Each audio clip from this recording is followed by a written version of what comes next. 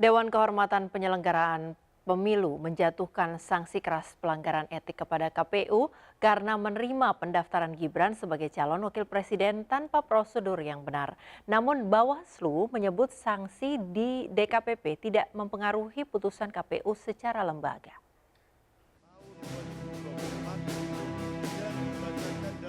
Keputusan Ketua KPU Hashim Asyari dan 6 anggota KPU lainnya melanggar etik dibacakan Ketua DPKK Hedi Lukito dalam sidang di gedung DKPP di Jakarta pada Senin pagi. Komisioner KPU melanggar etik karena memproses pendaftaran Gibran tanpa mengubah syarat usia minimum capres-cawapres yang ada. Meskipun MK telah mengubah batas usia calon presiden dan wakil presiden, tetapi KPU mestinya terlebih dahulu mengubah aturan di PKPU dan bukannya langsung menerima pendaftaran Gibran. Atas pelanggaran tersebut, Komisioner KPU mendapat sanksi peringatan keras. Bahkan Ketua KPU dijatuhi sanksi berupa peringatan keras terakhir. Namun sanksi peringatan keras lebih ringan dari tuntutan para pemohon yang meminta DKPP memberhentikan Komisioner KPU lantaran meloloskan Gibran sebagai calon wakil presiden berpasangan dengan Prabowo Subianto. Kalau mau ditarik lebih jauh lagi, penetapan Gibran sebagai cawapres oleh KPU ditinjau dari segi hukum bisa dikatakan cacat hukum.